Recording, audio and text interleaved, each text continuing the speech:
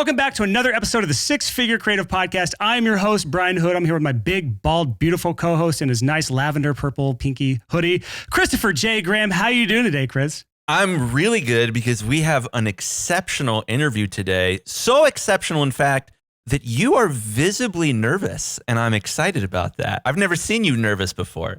Yeah, I'm a little out of my league today. Just to really quickly intro the guest, we have Lisa Congdon on the interview. Say hey to everyone, Lisa. Hey, everyone. Yeah, so the reason I'm a little bit nervous is because we found Lisa on, I believe it was the Creative Elements podcast, who was the host of that as one of our past guests on the show. Friend of yours, Chris. And we found you on the podcast and we had to get you on. And then I started actually doing research into what you've accomplished, what all you've done. And I've prepared the longest intro I've ever had for a guest right now, just to give our audience some context, because if you're not in the Illustrator design space, you may not know Lisa.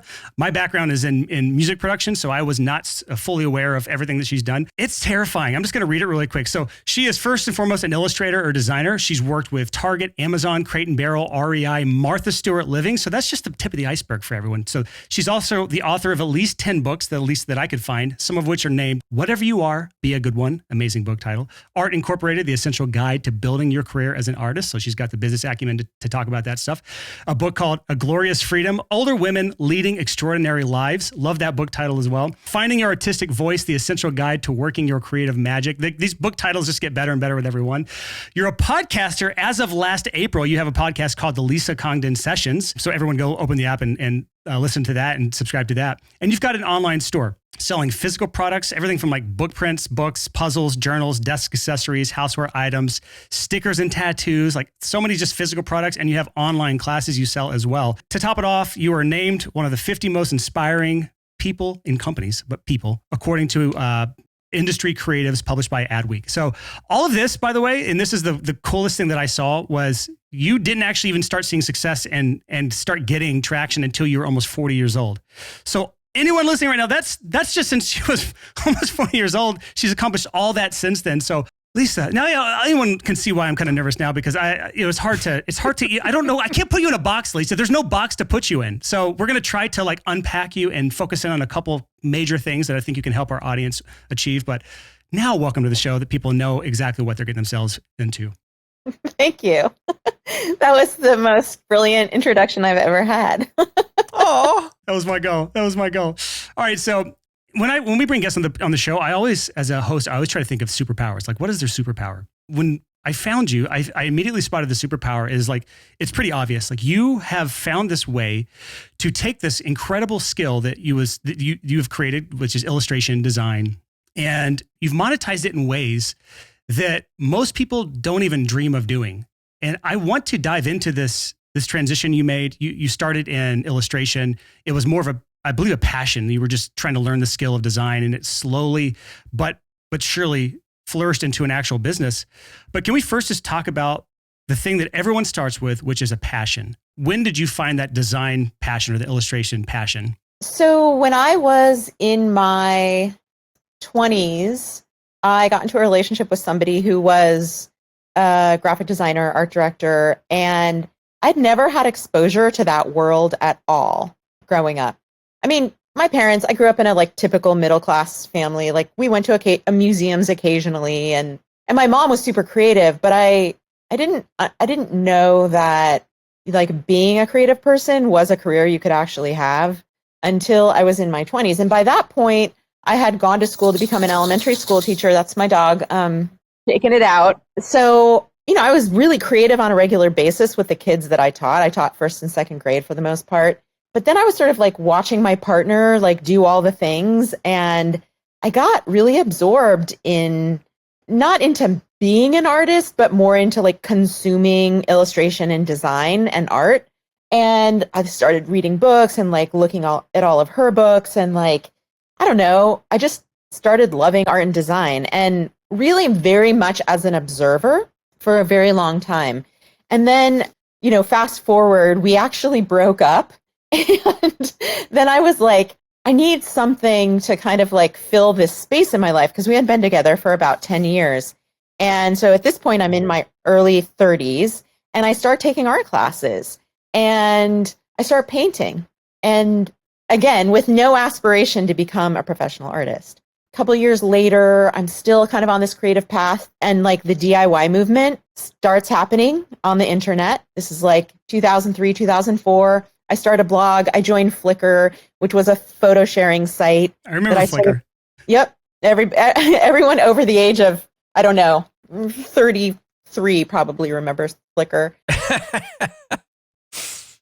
And, I started meeting people, and I started seeing pictures of what like living a creative life could look like. There's photographers and illustrators and fine artists like posting their work, and the internet was becoming a space for creative people to share what they were doing. And I was like, oh, maybe I can do this, So I started, kind of making more stuff and falling in love with the process of creativity. And like, I was just so excited by it every day that I didn't even want to go to my job. I just wanted to like sit around and make stuff. And I didn't make stuff that looked anything like what I make now. I was very much a beginner. It was all crap.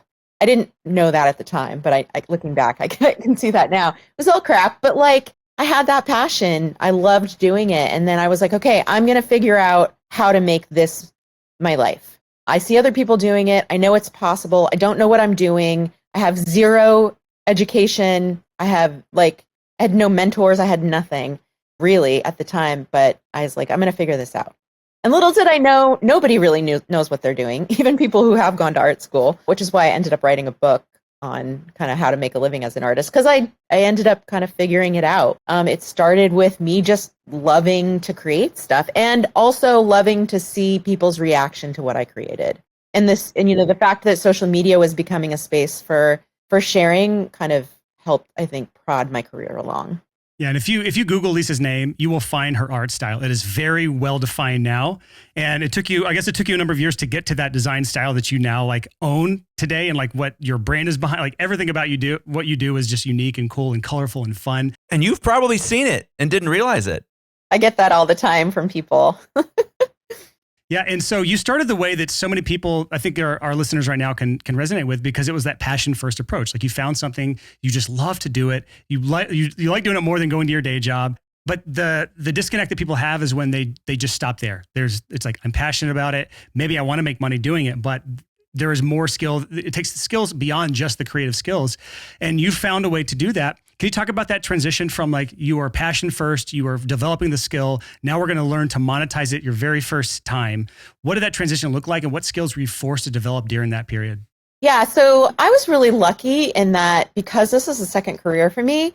And so for any of you listening who, have an office job or have had another career, even if in your mind it's not related to, the creative endeavor that you are wanting to embark on or are embarking on, like it is, you have skills that you don't even know that you have that are going to contribute to that. And I of course didn't realize that either. Like I was like, oh, because by the time I left my job to go do this, I was working at a non-education nonprofit and had been there for about 8 years. And I had project management skills, I had client skills, I had relationship skills, and all of those things are really important in building your business. You can be the greatest artist in the world and have all of the best like technical skills, but if you don't know how to talk to people, you don't know how to put yourself out there, you're not going to succeed, or at least succeed very quickly. So I tapped into all of that stuff and just sort of understood, because I had all of this work experience, that I needed to start building relationships with people who were in the industry. I didn't know anyone. I had to start networking. I had to get myself on social media, even though at the time it was at its infancy. So I just started doing all of these things and continually putting my very, at the time, crappy work into the world. Like, I think it was helpful that I didn't know how crappy it was, partly. And then also maybe even when I did, I was like, I just, I'm not there yet. And I know I'm not there yet, but I'm going to keep putting it out there. And slowly I started building an audience for my work. And I feel like, there's never been a better time to be an artist, because we have all these platforms that didn't exist 15, 20, 25 years ago. And you had to know a gatekeeper at the time. You had to know somebody who owned a gallery or somebody who owned a recording studio or a publisher or an agent. You had to know someone who could help you break through. And today you can break through yourself just by putting your work into the world. So that's what I started doing. And I started, making friends. People started inquiring, like, how can I work with you? And I also started putting into place kind of time management and organizational skills that I had learned in the workplace. I got to the point where I was, wanting to get more work. And so I would make a daily schedule for myself. And, at first I worked part-time. I didn't leave my day job immediately. I kind of did a lot of things in order to pay my bills, like worked part-time at my day job, opened a store with my friend, and then made work at night and on the weekends. Eventually, I quit the job, only had the store with my friend, and made art maybe 2 days a week and on the weekend. And then eventually, we sold the store, and then I started making art full time. So I did it gradually. I really kind of used a lot of the skills that I learned at my job for how to manage my time and chunk out all the projects that I wanted to do in order to put into the world so that I might get future work, client work that I was starting to get, and all the other basic stuff like having a website and updating my portfolio and like keeping myself current. So a lot of what I did was like using a lot of the stuff that I had learned in my previous career. And I actually feel like second career creatives are sometimes the most amazing because we know a lot of stuff that 22-year-olds fresh out of school don't know about all that stuff. I love that approach so much because like so many people, they feel like they're stuck at this day job that's serving them in no way, shape or form, but they don't realize that they're in what I call your Rocky montage phase of life. It's like everyone knows, like in Rocky, you see the movie and he does all these things where he's like in the woods and he's running upstairs and he's throwing his arms up and he's celebrating. And it's like this long slog of work he's putting in condensed down into this like 30-second, like music fed montage that you see on screen to kind of represent the journey he's gone through. And so many people are on that journey right now. They're in the day job that sucks, but it's helping them develop the skills that they need so that they can finally succeed when they finally jump all in. And people ignore that. And I look back sometimes with a little bit of jealousy on some of my friends that had that more formal training in a day job or corporate structure where they learned a lot of skills that I just lack as a self-taught, no college, bootstrap, DIY business owner. Like I didn't learn a lot of things and I've had to learn the hard way, and I continue to pay the price of having to learn the hard way. Bring it all back. That Rocky montage scene that a lot of people are living right now is such a good way of looking at these hard, long slogs of your life that you're not necessarily loving because it's serving you in other ways that will help down the road. Well, and I think that I have a kind of an intense question, Lisa. So I'm in a montage in my own life right now. I'm going through a divorce. My life is just, there's a lot going on. And, I had one of these experiences where, my marriage fell apart. I got into therapy.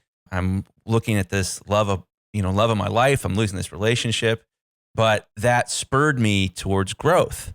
And I'm wondering, Lisa, you mentioned, you're in this relationship for 10 years. You kind of got into art through that.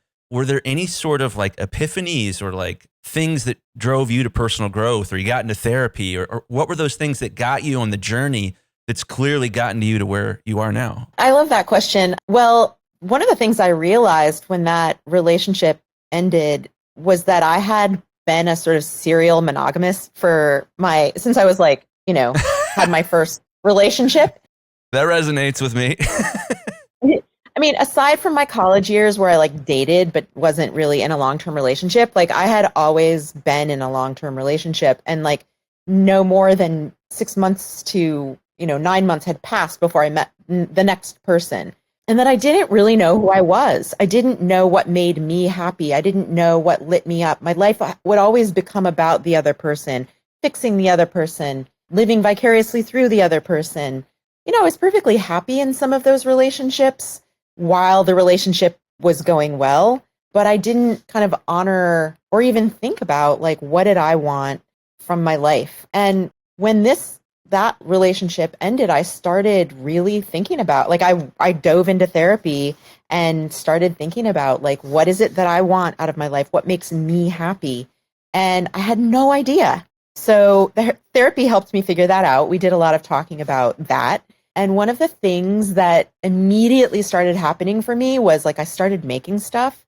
And it was like kind of how I found joy, but also how I kind of started to work out a lot of the angst that I was having into something that felt purposeful and like forward moving, leaning into that. Like ended up becoming a career. But it's so weird to me to think like, if I hadn't leaned into that, I might be like an elementary school principal or something now, and I'd probably be a great one. And, I don't know that it was inevitable that this happened. It's just that I like leaned into my urges. Like I was kind of at rock bottom, and I let myself just, I don't know, try something that I wasn't going to be competing in, or, I was also a competitive swimmer at the time. And I was like in this kind of worked in a nonprofit organization that was like filled with a bunch of PhDs, and I was the only one who didn't have one. And so I had to always prove myself. Art was like the one thing that I was doing just for fun. Now, of course, my career's changed, and like now there's all kinds of pressure attached to what I do.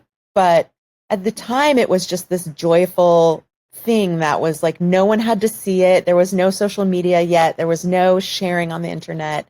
And it really just opened me up. And I think therapy ultimately got me to art, and that breakup got me to therapy. So like, thank you, relationship. Also, that person also, as I mentioned, happened to be a creative person. And so like, I think I was like, well, why not me? Like, why is she the one who, it's like, she's the maker. Like, I could do that too. I have ideas. And I allowed myself permission I grew up in a family that I was like the not gifted or not creative one. And so it was a big turn for me after that breakup to be like, hey, well, maybe I love art and design now. I love looking at it. Maybe I should try to make some. And so I'm going to start taking some classes. And like, I gave myself permission to do that in a way that I never had before. And it all led to this amazing life. I love like, this is such a good conversation. And I know our listeners are resonating with this, because this is like everyone can put some sort of similarity, like similar story that ties to what you're doing. But there's something you did differently than I think everyone else that we're going to talk about, which is you took all these skills that you've developed, these soft skills, these hard skills, the design skills, and you found clever, fun ways to monetize these skills. And I want to get into that, because I think that's your superpower, is like taking these skills and then just multiplying them in ways that people are not seeing the paths that you see. It's like you have this weird sixth sense where you're able to see all the paths you could go with your skills. But before we even get into that, I want to talk about something that I think holds so many people back, of perfectionism or fear of failure. You could have easily taken the skill and just kept developing it forever and ever and ever, and getting better and never actually doing anything with it. How did you actually break from that? Did you struggle with it, or was it just like natural for you to just say, I've got the skill, I'm going to go monetize it now? I think there's definitely people in between, but there's mostly two kinds of people in the world. There are people who are perfectionists and feel really uncomfortable putting anything out into the world until they like it or feel that they've sort of like arrived at this place where it's ready for consumption, monetary or otherwise. And then there's people like me who are not perfectionists and are ready to put stuff out into the world, actually potentially before it's even ready. And I get that from my mom. My mom is like this amazing creative person, and she could give a shit what people think. She's like, does something. Sometimes, it's not perfect. She just puts it out there.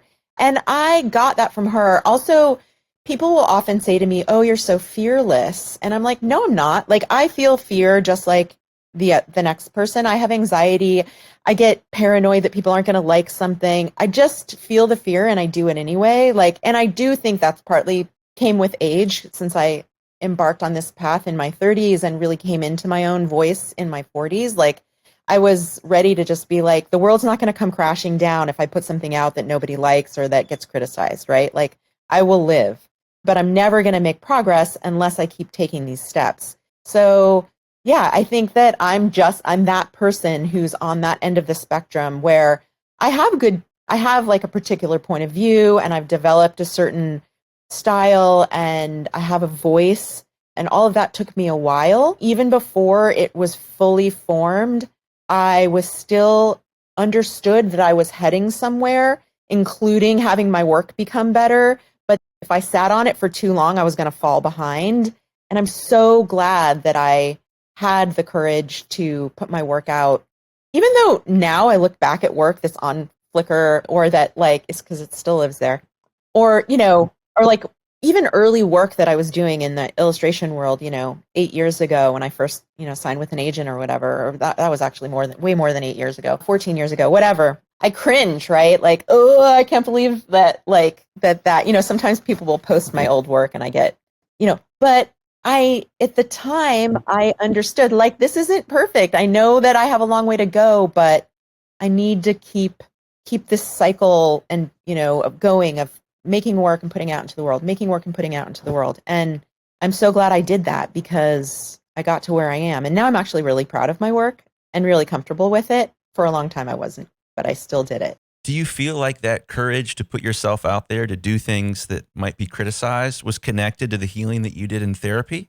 100%. I think that, like, one of the things I learned was that, like, when you go through a really big breakup of somebody that you either adored or continue to adore, and that you was such a big part of your life, you have to come to the realization that nothing is permanent. You may actually have a relationship forever, but this idea of impermanence or of not getting so attached to anything being a certain way was such important, I don't know, spiritual and emotional growth for me. Like, also this idea that I had agency. So I really started to believe that if I could create kind of miserable circumstances for myself, even though I'm a very privileged person, I also had the power to, like, create a sense of happiness in myself, and that creating a sense of happiness was going to require risk. Risk in falling in love with somebody who might dump me someday, risk in putting work out into the world that might be rejected, but that no risk, no gain, right? And even though nothing lasts forever, or at least exists in the same way that it did even 5 minutes ago, even when you're in a relationship forever, it's always, changing. So this idea of, like, I know that nobody can do anything perfectly. No one can put anything into the world that is perfect. And I've got to start somewhere. So I'm going to put my imperfection into the world. And actually what I found was that that's what made people relate to me. That's what helped build my audience, was just that I was a regular person, not putting perfect stuff into the world. And people were relating to not just my artwork, but also, like, what I had to say about it. And that was part of my voice. And that all started in therapy, I think, and, like, really understanding that there was I think that, like, when we grow up, we imagine that we're going to arrive at some place sometime when we're in our 20s or 30s where we'll have everything figured out and everything will be easy and we'll have a perfect life and a perfect partner and a perfect career. If we could only just figure that out, we'd be set. And that is the biggest lie. If you can embrace, like, imperfection and messiness and impermanence and all of that stuff, you're actually going to end up being a happier person. If you can kind of relax into all of that, I mean, at least that's what I found. And that was that's such a helpful mindset for, like, putting your work into the world, even when it's not there yet. Yeah. Well, so Brian, let me add one more kind of thought to this to bring it back to the conversation that you mentioned, Brian, about, monetizing and figuring out how to turn this into a business. I'm so into this conversation and I'm so excited about it because I feel like for creatives, there is a resistance to therapy. There's a resistance to that type of growth that often it creates a lot of arrested development and a lot of stunting and just unhappiness. And that was absolutely me. I feel it right now. I'm like uncomfortable with the conversation being too, like, emotional. I'm like, let's get to the business stuff, y'all. And I know a lot of our listeners are feeling the same way, but you're touching a good topic, Chris, which is just, like, having good mental health is an important part of growing as a... Let me frame this in a way that, Brian, you're going to love. Lisa, would you say that your success is a lagging indicator of the work that you did to yourself in therapy? Oh, 100%. Yeah. Because so much of how I have become a six-figure creative is, like, trying things and risk taking. And a lot of that is, like, you have to get comfortable taking risks. And in order to take financial risks or emotional risks or whatever risk you're struggling with, you have to accept the fact that you might fail. So that's, like, there is no way potentially, I mean, that's not true.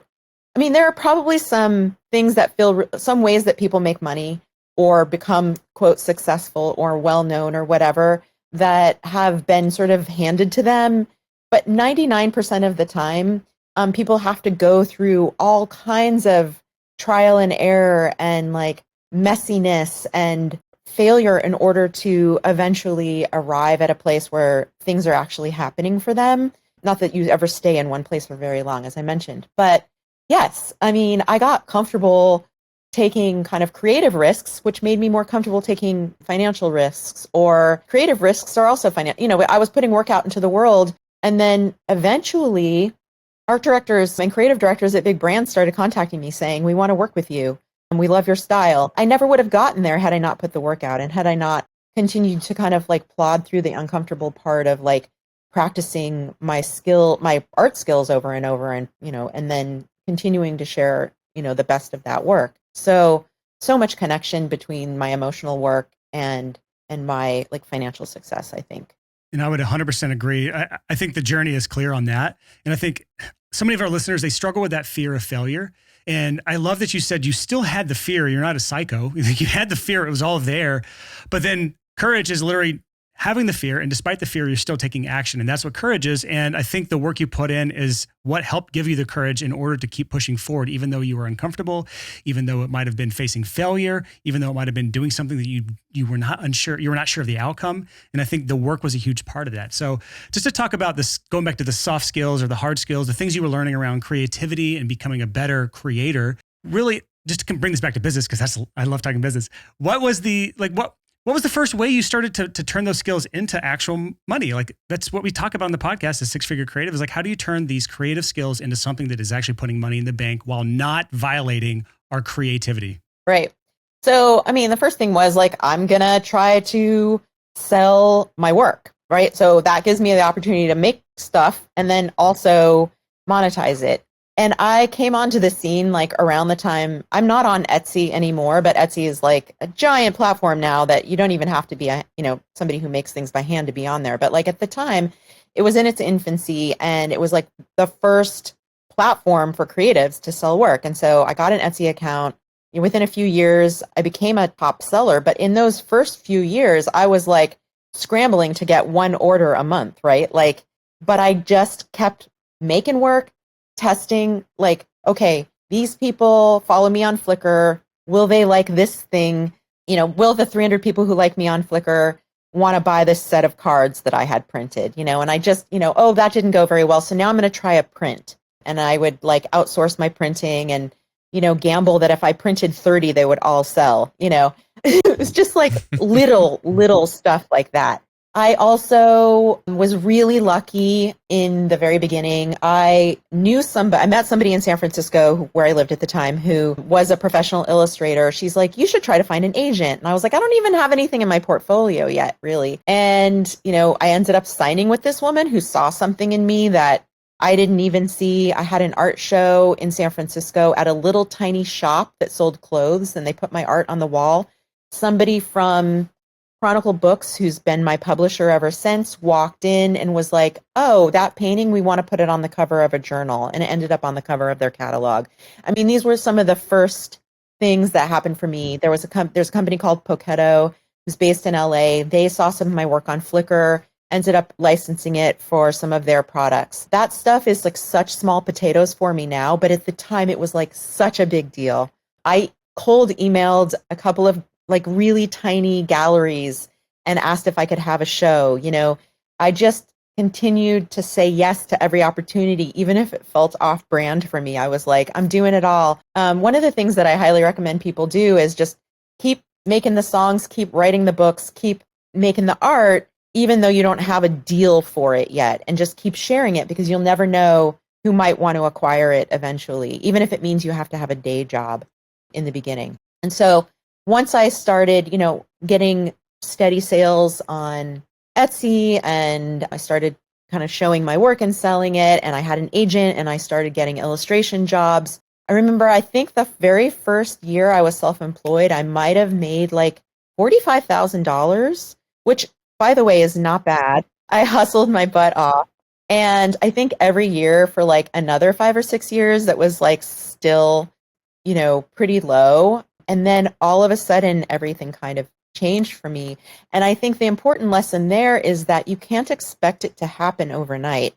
Sometimes it does, especially now that the internet kind of goes viral around certain things. Some people have pretty instantaneous success, but it took me about 5 years to get to the place where I began I began to become known. My work was sought after. I started to be paid, more money. And I have such diverse income streams, like from, as you mentioned, making books to doing illustration and design jobs to teaching to, all the things. And I really recommend that creatives try to figure out different ways that they can monetize their work. Because if one dries up, you've got another one, or if one is slow for a while, you've got another one. And then ultimately, I still do all of them, and I just have employees who help me execute because I can afford that. So you've gone from like someone that you would just consider yourself maybe an illustrator or designer to now you were a business mogul, Lisa. I mean, it's really weird. That probably happened a while ago, but I did not start to think of myself as a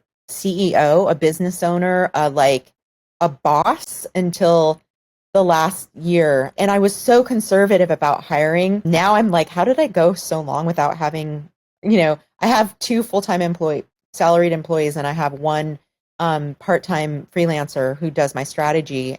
And I think, gosh, I should have done this a long time ago. So it certainly had enough money to pay staff, but I was so nervous. And I actually think the return on investment has been amazing. Like I actually can make more money now that I have people working for me.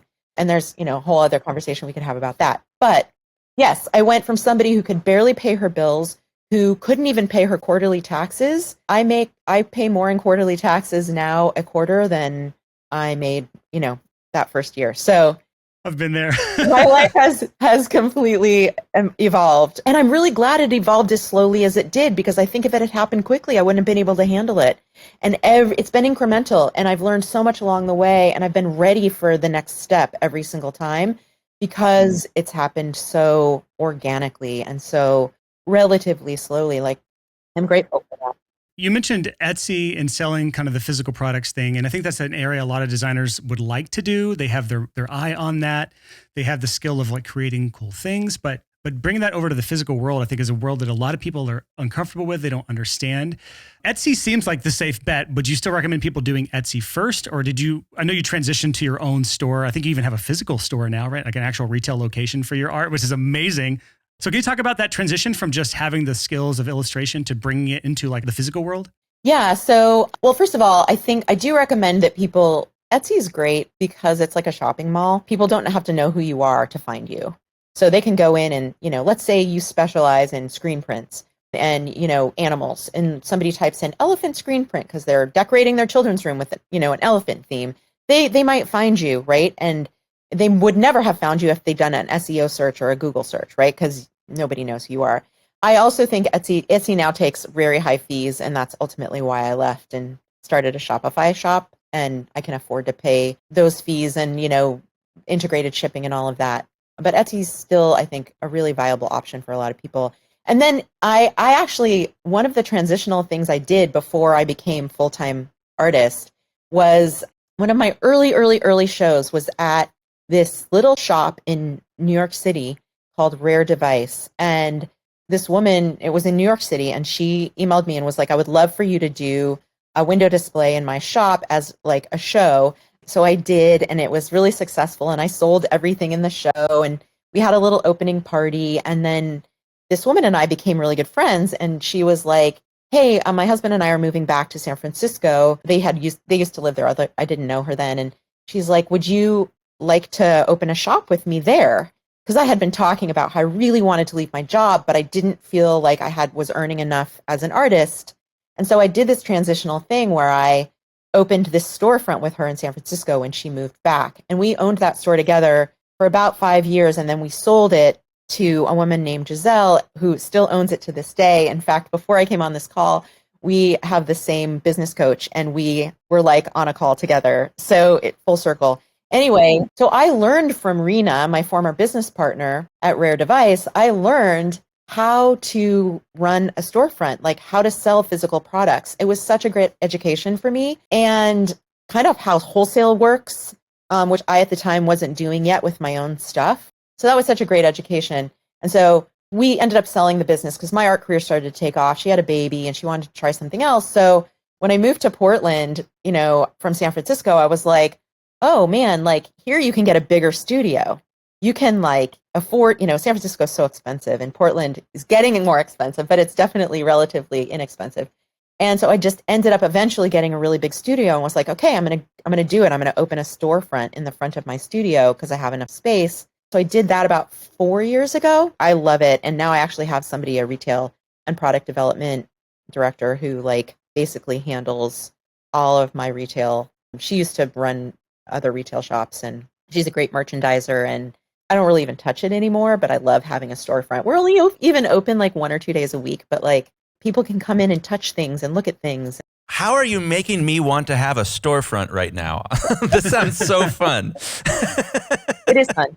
It's great. I love it so much. And now I have enough product to fill an entire store. So speaking of the product, how do you decide what you're going to create, what you're going to print on? Like, do you have like a testing area? Do you do like, are you the nerdy split test person where you want to optimize and figure out what's going to sell before you print it on a, like, how do you go about the decision process for what you're going to create? Her name is Amy. She's my head of retail and product development. In the old days when I was by myself, I would, test paper. I bought a printer so that I could print on demand because I realized that was going to be more cost effective for me than sending a file to a printer and saying, print 100 of this, not knowing whether I was going to be able to sell all of them. So we print everything, almost everything in-house, not the cards and other products, but the actual like art prints that we do. And sometimes I hire a screen printer to do some limited editions. And so much of my work is licensed by other companies. Similar to publishing a book, you can license your artwork on a journal cover or a mug so I work with a lot of companies who license my work. And so I get royalties from that. I can also buy that stuff back wholesale to sell in my own shop. So about half the stuff in my shop is puzzles and stuff that I've purchased that have my own work on it from companies that have licensed for me. About the other half is like products that we make ourselves. So we do like our own scarves and blankets, and pretty soon we're going to have a line of ceramics. And, so Amy goes through the process of like finding vendors, getting samples of materials, getting test prints. We just had our first line of trucker hats, and we picked out the thread, and like, it's really fun. And then, sometimes things sell out and we're like, that was a great idea. And sometimes you order 300 blankets and you only sell 100. And like, I make enough money now doing all the things that I can experiment a little bit and take some risks. But yeah, it's a process. And I'm really grateful to have a person on my team who is a great designer, has a very like advanced skill in discerning quality of potential like materials for products, and does all of the back end stuff for me so that I can create more of my own stuff. We don't ever want to be so big that we have to have a warehouse, because we ship everything ourselves. It's really important to me to stay small enough that we can touch everything. I'm not ready to give that over. I'm not saying I'll never do it, but I like having everything in house. And we took over the space next door, and now we have a fulfillment center and all the things. So what I want to ask about though is I hear people, they hear this story, or I'm sure they're thinking like, okay, so this sounds like a lot. I have to get an Amy on my team. So someone who can do all of the like the grunt work, right? And so they're going to hold off on doing anything till they do that. They got to get a fulfillment center built out. So now there's a huge upfront cost on capital to even before they can start this. Like, what would you say to someone who's like hearing the story and thinking like, they're trying to compare Lisa, who's like on chapter 100 of her book, with like someone who's at chapter 1 right now? As I mentioned earlier, like I've been doing this since I quit my job in 2008. And what is it? We're at 2022. So, I mean, how many years is that? 14, 16, something like that. Long time. And I just promoted Amy to that position a year ago. So that's another thing, and I just hired Erica, who's my new head of operations, in October. Like, I just took over that other space a year ago. We just literally moved my shipping out of my garage a year ago. So I really am good at pushing the envelope to the point where I'm not going to spend the money until I'm sure it's going to pay off. I mean, it's still a big financial risk. I'm better at taking risks on smaller amounts, but like paying salaries and like paying rent on another space is a little bit trickier for me. And so while I'm a risk taker, I'm also like, I'm pretty conservative because I don't want my business to fail. And so it is this balance of like risk and like smart decisions. How many startups, I'm not a startup because I'm totally self-funded, but like How many startups have failed because they spent too much money on a fancy office space or whatever too soon? Countless. And countless. And I didn't want to be that person. And I'm so glad I didn't, because pandemic happened and, the world completely changed. So I would say to those people, like, take this one step at a time. And that might mean for a period of time, you're going to be working your freaking ass off, or asking your partner for help, or just limiting what you can do and provide to your customers because you just don't have the bandwidth. And then you hit this sort of tipping point or kind of critical mass, and then you go to the next step. And it's really about figuring out when the tipping point happens and like when to make the big move. So yeah, I mean, I think that's the important thing to remember is like comparing yourself to me if you're in year 2 or 3 is silly, because I'm in year 14 or 15 or 16, right? Like it probably could have happened sooner, but even the soonest this could have happened is probably maybe 2 or 3 years ago. I just put it off a little bit. That's still, there's still a long trajectory for most people. Some people can do it way faster than I did, but it just takes time. One of the things that I keep thinking about as you're telling us your story is the other day my mom printed out the first chapter of a book by Glennon Doyle, and she's trying to get me to read this. My mom has never, ever, ever printed out, like, photocopied a book. And I was like, oh my gosh, that's adorable. She stapled all the pages I think it's together. illegal too, It is but- illegal, but that's totally a my mom thing to do. And, Glennon has popularized this phrase, you can do hard things. And as I'm listening to your story, this phrase just keeps coming back into my mind again and again and again of, okay, well, what if you decide to do the hard things? You'll be able to do harder things, and then harder things, and then harder things. You just seem like that's your story. You had to do the hard things, and the profit of doing hard things is the ability to do harder things. That's so cool.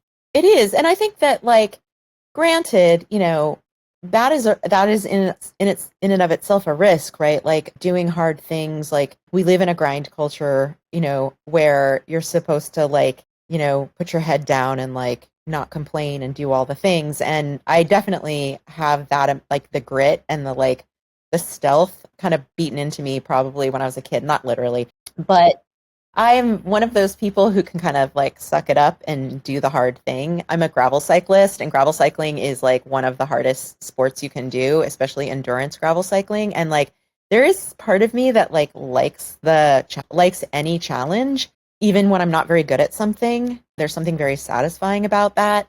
I also love Glennon, and I love that sentiment because especially in the last couple of years, like we all feel very downtrodden. We all feel like if there was any chance that I was going to be successful before, like now it's really, diminished because the economy's, who knows what's going on, and the country's divided and like all the things, and everybody feels really hopeless.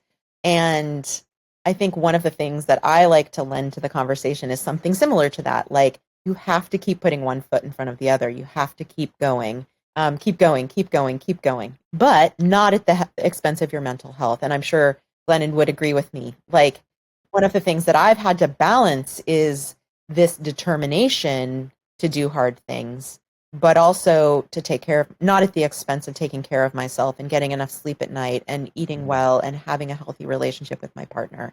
Those are all really important too. And sometimes taking care of yourself is the hard thing to do. Sometimes it's easier to just go to the hustle than it is to pay attention to your needs. Oh, that's my story. 100%. Yeah, I did all the other hard things other than taking care of myself, and then paid for it. But, thank God it got me into therapy, and it got me into this pattern that you are setting the bar, setting an example for, of like, okay, I got into therapy, I did the hard thing. What's the next hard thing? What's the next scary thing that I can do to self-actualize, to figure out who am I and what am I supposed to be doing here?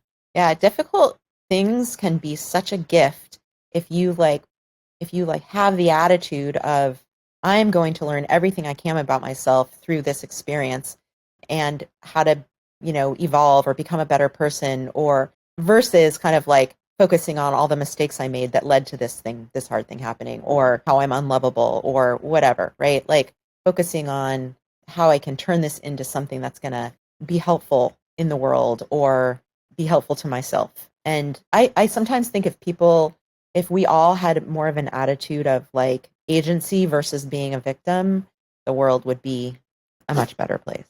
Amen to that. Yeah. Well, I think this is a good place to kind of wrap this episode up. I think your story is inspiring. I feel like anyone who's listening right now can look at what you've done and what you've accomplished and look at it as fuel to the fire to get them to that next scary thing through the hard work and hopefully out the other side to experience the success, overwhelming success that Lisa has experienced. So Lisa, is there a place that you would like to send our audience to learn more about you or to experience what you're doing or anything? Like, where do you want them to go to find more about you? There are three main places. My website, which is just my name, lisacongdon.com, has links to pretty much everything that I'm about to mention, but it also has that's where people buy things. That's where my shop is. And, a link to my podcast, which is the next place. The first episode of my podcast is basically a more fleshed out version of the story, a lot of the story that I told today. And then I kind of balance monologue episodes with interviews with people who I think are really inspiring and amazing in the creative world and actually just like the world writ large. I've interviewed plenty of non-artists.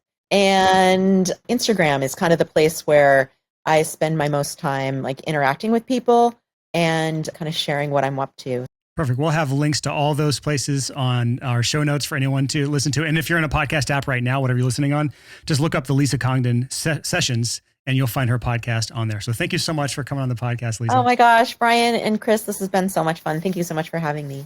Thank you for coming on. I'm not just gushing here. That's my favorite interview we've ever done. That was, as we're doing it, I'm thinking like this is what our podcast is supposed to be. This balance of doing the work, the mental health, and the creative success and, actually using good business practices. So thank you so much.